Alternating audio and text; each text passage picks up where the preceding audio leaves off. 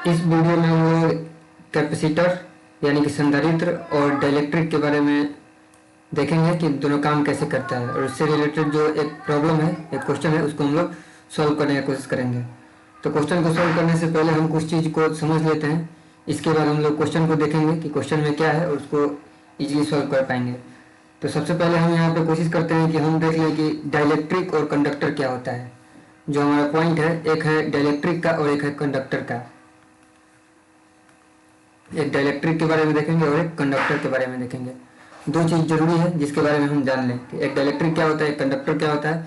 NCERT की book में भी ये टॉपिक दिया हुआ है डिटेल में पूरा, जिससे कि हम पहला विद्युत और ध्रुवण 2.10 में पढ़ सकते हैं। यहाँ पे पूरा चीज़ ये दिया गया है, और यहीं पे चालक और पैराविद्युत दिया हुआ है। ये डाइलेक्ट्रिक है, पैराविद्युत, और ये चालक है। तो इसी के बारे में हम लोग को पहले पढ़ना है। जब इसके बारे में हम समझ पाएंगे तो फिर हम लोग आगे देखेंगे क्वेश्चन को। तो सबसे पहले हम चालू करते हैं चालक से कि चालक क्या होता है और चालक में काम कैसे होता है। तो जो चालक होता है, चालक का मतलब हुआ कि कंडक्टर। चालक का मतलब क्या होता है, कंडक्टर। अगर मान लेते हैं कि एक पहले से कोई बाह्य इलेक्ट्रिक फील्ड है, यानी कि बाह्य विद्युत क्षेत्र दिया गया है, ये विद्युत क्षेत्र है जिसका कुछ मान लेते हैं इलेक्ट्रिक फील्ड है, ई एक्सटर्नल बोल देते हैं, EXT, यानी कि ये बाह्य विद्युत क्षेत्र है। और इस बाह्य विद्युत क्षेत्र में हम क्या करते हैं कि एक चालक को रख देते हैं। एक किसको रख दिए, चालक को। तो अब हमको ये देखना है कि इस बाह्य विद्युत क्षेत्र की वजह से इस चालक पर क्या प्रभाव पड़ेगा। अब चालक क्या होता है, चालक, तो चालक को हम जानते हैं कि चालक वैसा एक पदार्थ है जिसके अंदर में इलेक्ट्रॉन का कमी नहीं है। इलेक्ट्रॉन का यहाँ पे हम बोल सकते हैं सी होता है, समुद्र होता है इलेक्ट्रॉन का। तो इसमें बहुत सारा इलेक्ट्रॉन है चालक के अंदर, तभी तो हम लोग चालक का उपयोग करते हैं विद्युत का प्रवाह कराने के लिए। तो इसी प्रकार से ये एक चालक है जिसको हम लोग बाह्य इलेक्ट्रिक फील्ड ई एक्सटर्नल में रख दिए। तो अब इसके वजह से इसमें क्या होगा, तो जब ये इलेक्ट्रिक फील्ड में इसको रखेंगे तो इसके अंदर में भी ये इलेक्ट्रिक फील्ड रहेगा, ई एक्सटर्नल, एक बाह्य इलेक्ट्रिक फील्ड ई एक्सटर्नल, ये तो रहेगा ही। लेकिन अब जो इसमें इलेक्ट्रिक फील्ड है, तो इस इलेक्ट्रिक फील्ड की वजह से इसके अंदर में तो बहुत सारा इलेक्ट्रॉन है, तो उस इलेक्ट्रॉन पे फोर्स लगेगा। तो जब उस इलेक्ट्रॉन पे, जब इसमें बहुत सारा इलेक्ट्रॉन है, इस पर फोर्स लगेगा, तो फोर्स किधर लगेगा, इलेक्ट्रिक फील्ड के उल्टा, क्योंकि इलेक्ट्रॉन पे चार्ज कैसा होता है, निगेटिव। तो इस पे उल्टा फोर्स लगेगा, यानी कि इधर लगेगा एफ लगेगा इस इलेक्ट्रॉन पे।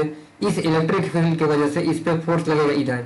तो इससे क्या होगा, कुछ समय बाद हमारे ऐसा सिचुएशन हो जाएगा कि ये जो पदार्थ है मेरा कंडक्टर, इसमें इस तरफ पूरा इलेक्ट्रॉन आ जाएगा, कितना, इधर पूरा निगेटिव इलेक्ट्रॉन आ जाएगा, ये निगेटिव साइड बन जाएगा, क्योंकि सारा इलेक्ट्रॉन इस बाह्य इलेक्ट्रिक फील्ड की वजह से इधर आ जाएगा। और इधर जब इलेक्ट्रॉन छोड़ के जाएगा तो इस साइड क्या बन जाएगा, पॉजिटिव बन जाएगा। तो उससे होगा क्या कि जब इधर इलेक्ट्रॉन आ गया और इधर पॉजिटिव आ गया, मतलब कि राइट साइड पॉजिटिव हो गया और लेफ्ट साइड मेरा नेगेटिव हो गया, तो इसके अंदर में एक और इलेक्ट्रिक फील्ड जनरेट होगा, जिसको हम लोग बोलेंगे इंटरनल इलेक्ट्रिक फील्ड, इसको बोलेंगे EIN होगा। ये किसके वजह से आया है इलेक्ट्रिक फील्ड, जो चार्ज इंड्यूस हुआ है। और चार्ज को इंड्यूस किसने किया, बाह्य इलेक्ट्रिक फील्ड ने। तो बाह्य इलेक्ट्रिक फील्ड की वजह से इसके अंदर में चार्ज इंड्यूस हुआ, और उस चार्ज इंड्यूस की वजह से फिर से इसके अंदर में एक इलेक्ट्रिक फील्ड इंड्यूस हो गया। और वो दोनों इलेक्ट्रिक फील्ड जो है एक दूसरे के अपोजिट डायरेक्शन में, क्योंकि ये इंटरनल इलेक्ट्रिक फील्ड है, ये इस डायरेक्शन में है, और जो एक्सटर्नल इलेक्ट्रिक फील्ड है वो किस डायरेक्शन में है, वो इस डायरेक्शन में है, ये ई एक्सटर्नल है। तो चूंकि इसमें क्या हुआ कि इंटरनल इलेक्ट्रिक फील्ड और जो एक्सटर्नल इलेक्ट्रिक फील्ड है दोनों एक दूसरे के अपोजिट हैं, और वो दोनों एक दूसरे के बराबर हो जाएंगे, क्योंकि इसमें इलेक्ट्रॉन का तो कमी है नहीं। जितना भी हम बाहर से इलेक्ट्रिक फील्ड लगाएंगे उतना ही इसमें इलेक्ट्रॉन अपने आप को रीडिस्ट्रीब्यूट करके इस फील्ड को काट देगा, और इसके अंदर में जो टोटल इलेक्ट्रिक फील्ड बनेगा, इसको ऐसे लिख देते हैं ई टोटल। क्या लिख देते हैं, ई टोटल। जो ई टोटल बनेगा, जो ई एक्सटर्नल प्लस ई इंटरनल से मिलकर बन रहा है, उसका वैल्यू क्या आ जाएगा, 0। इसीलिए बोलते हैं कि कंडक्टर के अंदर में कभी इलेक्ट्रिक फील्ड रह ही नहीं सकता है, उसकी वजह से चार्ज इंड्यूस होगा और वो बाहर चला जाएगा। तो ये बात हुआ मेरा किसका, कंडक्टर का। अब हम बात कर लेते हैं इंसुलेटर, या फिर उसी को कभी कभी डाइलेक्ट्रिक के टर्म में भी यूज किया जाता है। तो उसमें ये चीज कैसे होता होगा संभव। तो हम लोग चलते हैं नेक्स्ट जो हमारा पॉइंट है किसके बारे में, इंसुलेटर या डाइलेक्ट्रिक के बारे में पढ़ने पे, जिसको कि पैरावैद्युत भी बोला जाता है, कंडक्टर या फिर पैरावैद्युत बोलेंगे। तब इसमें क्या होता है कि जब इसको हम अगर फिर से मान लेते हैं कि ये हमारा पैरावैद्युत या डाइलेक्ट्रिक मटेरियल है, कोई DILEC डाइलेक्ट्रिक मटेरियल है, ठीक है, जो भी है डाइलेक्ट्रिक मटेरियल है। और इसमें हम क्या करते हैं कि बाहर से कोई इलेक्ट्रिक फील्ड में इसको फिर से रख दिए, ई एक्सटर्नल में क्या कर दिए, इसको फिर से एक्सटर्नल फील्ड में। तो इसके अंदर तो बहुत सारा इलेक्ट्रॉन का सी है नहीं, समुद्र है नहीं, बहुत सारे इलेक्ट्रॉन तो है नहीं, तो इसमें इस जो बाहरी इलेक्ट्रिक फील्ड है इसको पूरा पूरा से ये नहीं काट पाएगा। इसके अंदर में जो इलेक्ट्रिक फील्ड इसमें भी इंड्यूस होगा, जिस प्रकार से इसमें इंड्यूस हुआ इलेक्ट्रिक फील्ड इंटरनल पूरा पूरा जो इंड्यूस हो चुका था इलेक्ट्रिक फील्ड जो इंटरनल चार्ज को रिडिस्ट्रीब्यूट करके, चूंकि इसमें उतना चार्ज नहीं है तो इसमें भी रिडिस्ट्रीब्यूशन होगा, लेकिन उतना मात्रा में नहीं होगा कि पूरा एक्सटर्नल इलेक्ट्रिक फील्ड को क्या कर पाइए, कैंसिल कर पाए। तो होगा क्या, सिर्फ कुछ मात्रा में ही एक्सटर्नल इलेक्ट्रिक फील्ड को ये क्या कर पाएगा, कैंसिल कर पाएगा। तो इसमें अगर मान लेते हैं कि ऐसे ऐसे कुछ फील्ड होगा तो ये पोलराइजेशन की तरह है कि अगर ये इलेक्ट्रिक फील्ड ऐसा है तो इसको कैंसिल करने के लिए इसमें जो इधर इलेक्ट्रॉन चला जाएगा इधर पॉजिटिव चला जाएगा, इधर इलेक्ट्रॉन इधर पॉजिटिव, ऐसे ऐसे इसके अंदर में क्या हो जाएगा, बन जाएगा, यहाँ पे निगेटिव यहाँ पे पॉजिटिव, निगेटिव पॉजिटिव। इसके वजह से भी इसमें इंटरनल इलेक्ट्रिक फील्ड आएगा इस डायरेक्शन में। लेकिन यहाँ पे क्या होगा कि ई इंटरनल का जो वैल्यू है वो ई एक्सटर्नल से क्या होगा, कम होगा। तो इसको बोला जाएगा कि ये हमारा क्या है, डाइलेक्ट्रिक का बिहेवियर हुआ। कि डाइलेक्ट्रिक में भी इसको जो बाहरी इलेक्ट्रिक फील्ड में रखने पर ये ऐसा होता है कि कैंसिल करता है, लेकिन पूरी कैंसिल नहीं कर पाता है। इसका जो अंदर का इलेक्ट्रिक फील्ड है वो थोड़ा सा इंड्यूस कर पाता है। तो इसी चीज को बुक में भी यहाँ पे दिया गया है, जैसे कि हम यहाँ पे देख सकते हैं ये चालक है। तो चालक में क्या हुआ है कि जो ये दो घटक है, ई नॉट एक्सटर्नल है और ई अंदर लिखा गया है जो कि इंटरनल है। तो इससे क्या हुआ मेरा कि यहाँ पे जो स्ट्रेंथ है, मतलब कि यहाँ पे लंबाई है वेक्टर है, तो ये लंबाई इसका मैग्नीट्यूड को बताता है। तो जो लंबाई ई नॉट का है वही लंबाई ई अंदर का भी है, यानी कि दोनों का मैग्नीट्यूड बराबर है, इसलिए ई नॉट प्लस ई अंदर मिलकर 0 हो गया। किसके केस में, ये चालक के केस में, ठीक है।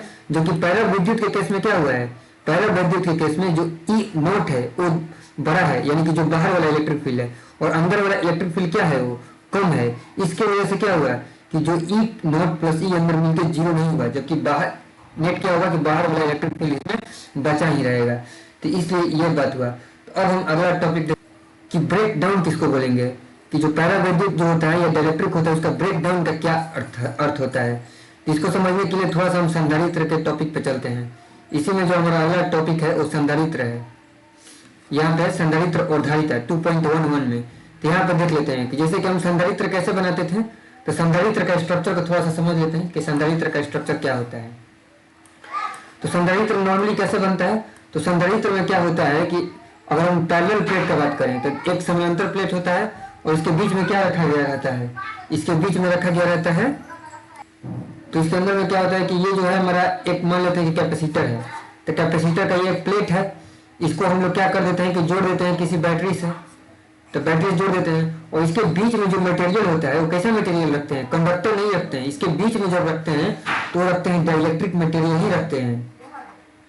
कैसा मटेरियल रखते हैं, डाइलेक्ट्रिक पैरावैद्युत। ये पैरावैद्युत मटेरियल ही रखते हैं और ये जो बाहर है दूर कंडक्टर प्लेट रहता है जिसको चार्ज किया जाता है और फिर ये इलेक्ट्रिक फील्ड के रूप में अपना क्या करता है, स्टोर करता है। तो मान लेते हैं कि इस प्लेट को चार्ज करते जा रहे हैं, तो जब चार्ज करेंगे इलेक्ट्रिक फील्ड को, तो ये अगर इसका वैल्यू बढ़ाते जाएंगे तभी इसको चार्ज करेंगे। तो यहाँ पे प्लस और यहाँ पे माइनस होते जाएगा। जब प्लस माइनस होते जाएगा तो धीरे धीरे इस डायरेक्शन में इलेक्ट्रिक फील्ड क्या होते जाएगा, बढ़ते जाएगा।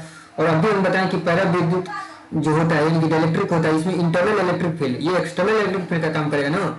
ये जो रेड वाला इलेक्ट्रिक फील्ड है ये ई एक्सटर्नल का काम करेगा। क्यों ये एक्सटर्नल का काम करेगा, क्योंकि ये प्लेट से निकल के आ रहा है और इसके बीच में कोई डाइलेक्ट्रिक रखा गया है। तो जब बीच में डाइलेक्ट्रिक रखा गया है तो इसका अंदर में इलेक्ट्रिक फील्ड आएगा, ई इंटरनल जनरेट हो जाएगा, जो कि इसके अंदर का पैरावैद्युत जो है अपना डिस्ट्रीब्यूशन करके ई इंटरनल जनरेट कर लेगा। इसको हम बुक में भी और क्लियरली देख पाए थे, या फिर यहाँ पे जो डायग्राम बनाए थे इससे हम समझ सकते हैं, यहाँ अलाइन कर करके ई इंटरनल क्रिएट कर लेगा। और ई एक्सटर्नल का वैल्यू मान लेते हैं कि बहुत बढ़ाते जाते हैं। तो इसका अगर हम बहुत ज्यादा यानी हद से ज्यादा अगर वैल्यू को हम बढ़ा देंगे तो ये इसका ब्रेक डाउन होता है। ब्रेक डाउन करने का तात्पर्य ये हुआ कि इसका जो मटेरियल है वो पूरा टूट जाता है, डाइलेक्ट्रिकली ये टूट जाता है और पूरा कंडक्टर की तरह काम करने लग जाता है। अब ये डाइलेक्ट्रिक नहीं रह जाता है, यानी कि हाई इलेक्ट्रिक फील्ड पे जब इलेक्ट्रिक फील्ड का वैल्यू बहुत ज्यादा बढ़ जाता है तो मटेरियल का ब्रेक डाउन हो जाता है और डाइलेक्ट्रिक के रूप में ना काम करके डाइलेक्ट्रिक से वो कहाँ चला जाता है, डाइलेक्ट्रिक से वो कंडक्टर के फॉर्म में चला जाता है। इस चीज को यहाँ पे हम समझते हैं, बुक के माध्यम से थोड़ा सा पढ़ेंगे तो क्लियर हो जाएगा। जैसे कि यहाँ पे देखिए बता रहा है कि वह अधिकतम, यहाँ पे लिखा है वह अधिकतम, यहाँ पे जो दिया है वह अधिकतम विद्युत क्षेत्र जिससे कोई पैरावैद्युत माध्यम बिना भंजन के, भंजन का मतलब क्या हुआ, ब्रेक डाउन, जिस उसके विद्युत रोधी गुणधर्म का यानी कि अगर उस मैक्सिमम इलेक्ट्रिक फील्ड से अधिक इलेक्ट्रिक फील्ड अप्लाई कर देंगे तो उसका जो विद्युत रोधी गुणधर्म है वो क्या हो जाएगा, समाप्त हो जाएगा। वो क्या बन जाएगा, कंडक्टर बन जाएगा, विद्युत का चालन बन जाएगा, विद्युत का रोधी नहीं रह जाएगा। इसलिए बोल रहा है कि वो अधिकतम विद्युत क्षेत्र जिससे कोई पैरा विद्युत माध्यम बिना भंजन के सहन कर सकता है उसे उस माध्यम का क्या कहते हैं, पैरा विद्युत सामर्थ्य कहते हैं, यानी कि डाइलेक्ट्रिक स्ट्रेंथ कहते हैं। इसे बोला जाएगा डाइलेक्ट्रिक स्ट्रेंथ यानी कि पैरा विद्युत सामर्थ्य। तो वही इसे यहाँ पे हम बोलना चाह रहे हैं कि इसके अंदर में जो यहाँ पे डाइलेक्ट्रिक रखा गया है ये दोनों प्लेट के बीच में, तो इसका कुछ सामर्थ्य है, उस सामर्थ्य से इसमें ज्यादा इलेक्ट्रिक फील्ड बाहर से अप्लाई नहीं कर सकते हैं इस प्लेट के द्वारा। नहीं तो ये जो है प्लेट कैपेसिटर बन ही नहीं पाएगा। कैपेसिटर का मतलब है कि ये स्टोर करके रख रहा है चार्ज को, और जब अगर ये मान लीजिए कि बहुत ज्यादा इलेक्ट्रिक फील्ड आया और कंडक्टर ये टूट गया तो फिर ये चार्ज को स्टोर करने के बजाय यहाँ से क्या होगा, चार्ज पूरा प्रवाहित होने लगेगा क्योंकि ये कंडक्टर बन जाएगा, तो फिर चार्ज को स्टोर ही नहीं कर पाएंगे। तो इसको बोलेंगे कि क्या हो गया, भंजन हो गया। जो डाइलेक्ट्रिक स्ट्रेंथ है, डाइलेक्ट्रिक जो इसका मेन जो प्रॉपर्टी था डाइलेक्ट्रिक का वो टूट गया। तो यहाँ पे विद्युत रोधी पदार्थ को रखना जरूरी है। इसलिए यहाँ पे मैक्सिमम इलेक्ट्रिक फील्ड डिफाइन किया जाता है किसी भी मटेरियल का, किसी भी विद्युत रोधी मटेरियल का एक मैक्सिमम इलेक्ट्रिक फील्ड डिफाइन करते हैं जिसको वो सहन कर सकता है। उसी मैक्सिमम इलेक्ट्रिक फील्ड के अंदर तक ही वो विद्युत रोधी का काम करेगा, यानी कि डाइलेक्ट्रिक का काम करेगा। उसके उपरांत वो डाइलेक्ट्रिक का काम नहीं करेगा, उसका ब्रेक डाउन हो जाएगा, और ब्रेक डाउन होने के बाद वो कंडक्टर का काम करने लगता है, यानी कि विद्युत रोधी गुणधर्म क्या हो जाता है, समाप्त हो जाता है। तो यहाँ पे आगे दिया हुआ है, क्या दिया है, तो वायु के लिए अगर हम यहाँ पे बात करें, अगर हम यहाँ पे बात करते हैं कि जो वायु के लिए दिया है, कि वायु के लिए यह लगभग कितना होता है, 3 × 10⁶ वोल्ट पर मीटर। ये इलेक्ट्रिक फील्ड नहीं है, वोल्ट पर मीटर किसका होता है, इलेक्ट्रिक फील्ड क्या ही होता है। तो ये जो यहाँ पे लिखा है 3 × 10⁶ वोल्ट पर मीटर, यानी कि अगर इससे अधिक हम हवा में इलेक्ट्रिक फील्ड अप्लाई करेंगे तो एयर का क्या हो जाएगा, एयर का ब्रेक डाउन करेगा। हम जानते हैं कि एयर क्या है, एयर का रेसिस्टेंस इंफिनिटी है, एयर का रेसिस्टेंस इंफिनिटी होता है, तभी तो हमको करंट नहीं लगता है एयर से, यानी कि एयर के माध्यम से करंट नहीं आता है हमारे पास, नहीं पहुंचता है जब वायर से मूव करता है तो। लेकिन अगर हम उस इलेक्ट्रिक फील्ड इस स्तर पे पहुंच जाए, इतना हाई वैल्यू हो जाए इलेक्ट्रिक फील्ड का, तो जो एयर है, एयर का क्या हो जाएगा, एयर का हो जाएगा ब्रेक डाउन, एयर का क्या हो जाएगा, ब्रेक डाउन हो जाएगा, यानी कि ये जो लिखा है भंजन हो जाएगा एयर का। और एयर का भंजन होने के बाद वो डाइलेक्ट्रिक नहीं, यानी कि विद्युत रोधी नहीं रह जाएगा, वो क्या बन जाएगा, कंडक्टर बन जाएगा। इसीलिए बोला जा रहा है कि ये एयर का जो डाइलेक्ट्रिक स्ट्रेंथ यहाँ पे बताया गया है। तो हर मटेरियल का अपना अपना डाइलेक्ट्रिक स्ट्रेंथ होता है। इस चीज को समझ गए कि संधारित्र तक इसका, यानी कि अगर किसी कैपेसिटर को संधारित्र का काम करना है तो उसके अंदर में जो डाइलेक्ट्रिक रखे हैं उसके से अधिक इलेक्ट्रिक फील्ड नहीं बनना चाहिए, नहीं तो अगर बन गया उससे अधिक तो फिर वो काम नहीं कर पाएगा। इसलिए ये चीज होता है। इस चीज को हम समझ गए तो चलते हैं अपना एक नेक्स्ट क्वेश्चन है हमारे पास, उस क्वेश्चन को सॉल्व करते हैं। तो यहाँ पे हमारे पास जो क्वेश्चन दिया गया है उसमें क्या बोल रहा है कि 1 मीटर त्रिज्या का एक गोला है, एक क्या दिया गया है, एक गोला दिया गया है जिसका रेडियस कितना है, 1 मीटर है। त्रिज्या बोले या रेडियस बोले वो कितना दिया गया है, हमारे पास 1 मीटर दिया गया है। और बोला जा रहा है कि इस गोला को पहले बाय डिफॉल्ट समझना है, जो गोला है वो एयर में रखा गया है। किस में रखा गया है, एयर में रखा गया है। तो ये जो मीडियम है हमारा एयर है, और इस एयर के मीडियम में इस गोला को क्या किया गया है, रखा गया है, और इसका रेडियस कितना है, 1 मीटर है। और इसको बोला गया कि इस पे 1 कूलम का चार्ज दिया गया। तो हमको इसके बारे में देखना है, अब इसका अध्ययन करना है कि क्या होगा। तो अब तो हमको मालूम चल चुका है कि एयर का जो डाइलेक्ट्रिक स्ट्रेंथ होता है वो कितना होता है, 3 × 10⁶ वोल्ट पर मीटर। ये एयर का क्या होता है, डाइलेक्ट्रिक स्ट्रेंथ। तो हमको सिर्फ इतना देखना है कि इस 1 कूलम चार्ज की वजह से, जो चार्ज की वजह से इसका इलेक्ट्रिक फील्ड कितना बनेगा, और उस इलेक्ट्रिक फील्ड का वैल्यू निकालने की कोशिश करते हैं लोग। तो ये हमको पता चल रहा है कि ये तो गोला है, तो गोला का इलेक्ट्रिक फील्ड कितना होता है। अगर इलेक्ट्रिक फील्ड का इसका जो वैल्यू हम जानते हैं तो होता है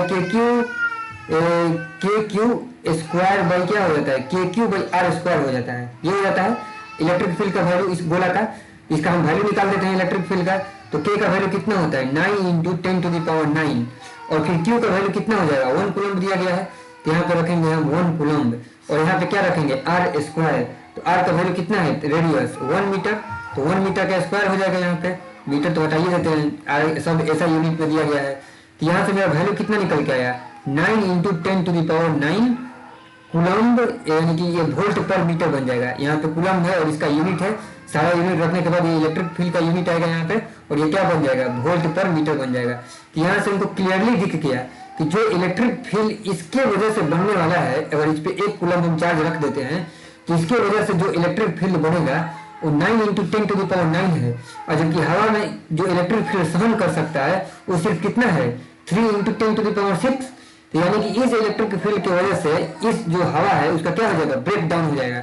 यानी कि हवा अब इंसुलेटर का काम ना करके किसका काम करने लगेगा, कंडक्टर का, क्योंकि उसका ब्रेक डाउन हो गया, पूरा उसका प्रॉपर्टी जो डाइलेक्ट्रिक प्रॉपर्टी है वो नष्ट हो गया इतना हाई इलेक्ट्रिक फील्ड की वजह से, ये टूट गया।